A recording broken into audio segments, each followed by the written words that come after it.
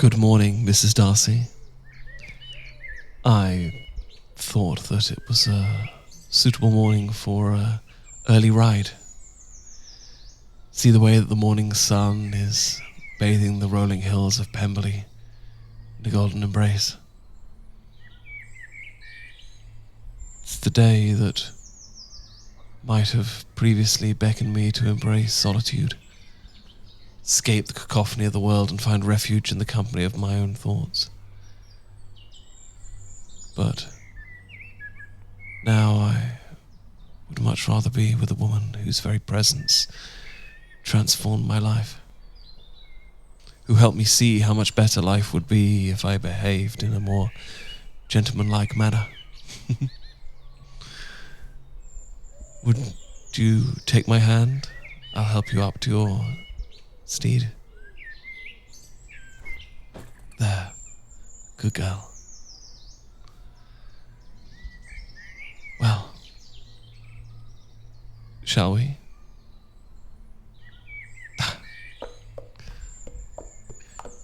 Shall we ride slowly, my wife, savouring each moment together, or should we let our horses gallop and chase the wind?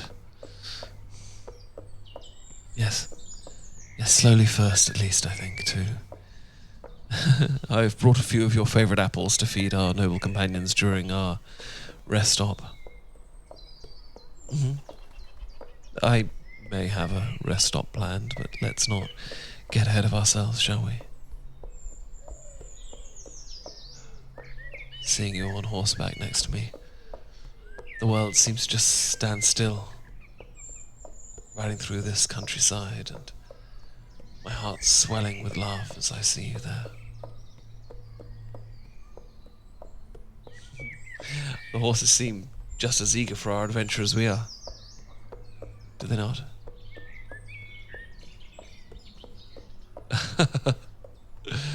As always, you know exactly how to attempt to raise me. Don't be silly.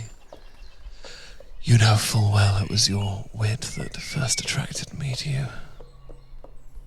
That and your stunning beauty, Mrs. Darcy. Why, indeed, that twinkle in your eye and gaiety of your laugh makes me fall in love with you all over again as I watch the wind blowing out your hair like that. The world just fading away. Isn't it beautiful the way the sunrise shines through those trees? The ancient elms and oaks bordering our colourful flower beds.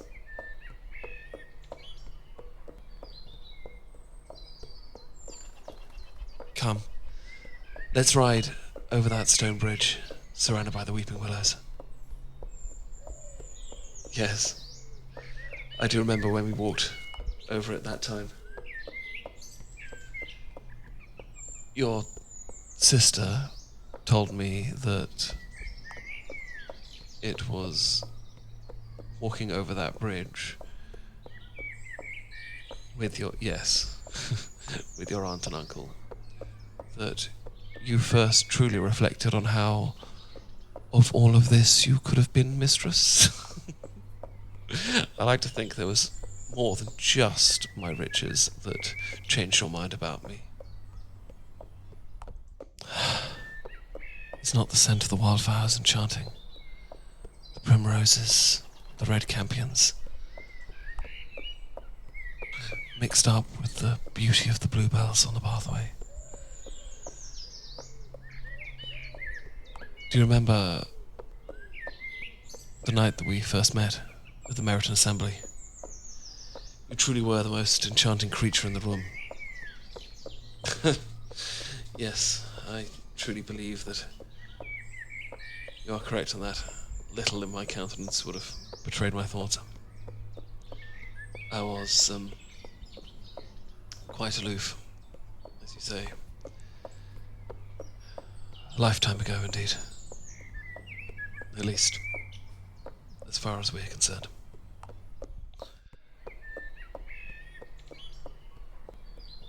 It is extraordinary when you think about it, how far our lives have come in such a short space of time, Mrs. Darcy. And I will be forever indebted to you for that. Now, I think we should stop just here, don't you? Goodness me, you're right. There is an entire picnic set out. What an extraordinary surprise. I could not possibly comment as to whether Mrs. Reynolds may have prepared a little something for us at my behest. But I did take the time in choosing the finest cold cuts and cheeses for us to enjoy. If you would dismount with me. Take my hand, Mrs. Darcy. There you go. What? Am I not allowed to catch you like this in my arms, my wife? Or kiss those lips that I so dreamed of kissing? So very long. Come. Sit with me. Here, have one of Mrs. Reynolds's signature cucumber sandwiches.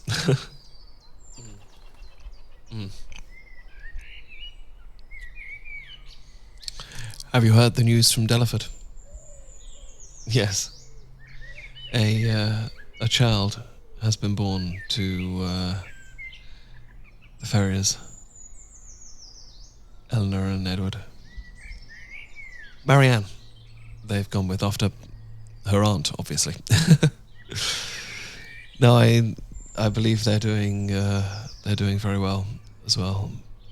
Marianne Senior and the Colonel, and of course young Margaret is of age now and is stepping out, I suppose. From what I hear, she's not expressing much interest in any of the suitors.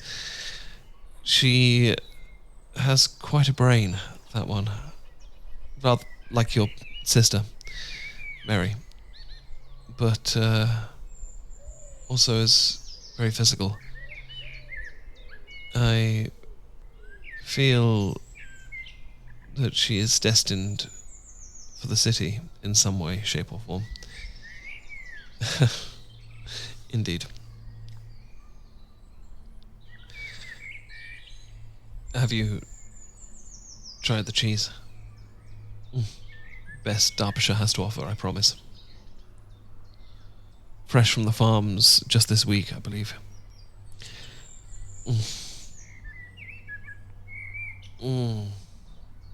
That is quite nectarish, isn't it? Truly. Truly. Oh, and the Tilneys have written to us. Yes, they have a new guest staying with them at the Abbey. Young Henry seems quite taken with her, though she is somewhat over-imaginative from what I hear. Miss Morland, Catherine Morland is her name. Reads a lot. Well, of course, as we have discussed many times, reading is very, very good. I fear, well, it depends on the books one reads. I hear she's been reading The Monk, as well as many other unsuitable tomes. Have a grape. No, don't worry, I will pack up the rest and we can finish more later, perhaps. My amazing wife. nothing makes me happier than just passing the days like this. As I told you when you were sick, yes, you remember. That night I brought you Mrs. Reynolds' chicken broth. I never truly appreciated my felicity in having all of this to enjoy until you came into my life. Yes. Yes, why don't we ride on? Come.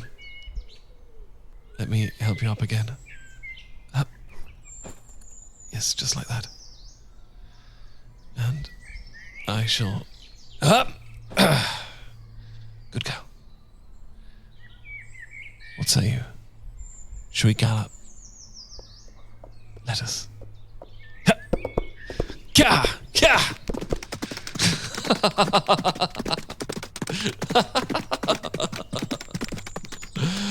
Oh, Mrs. Darcy.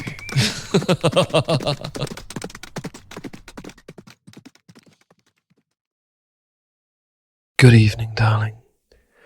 I hope you enjoyed this romantic audio experience. Please don't forget to like, comment, share the video, and, of course, subscribe to the channel. If you want to hear more of this sort of material, please consider joining my Patreon community, where you'll have early access to future releases and exclusive content. To discover everything I do, visit goodeveningdarling.com.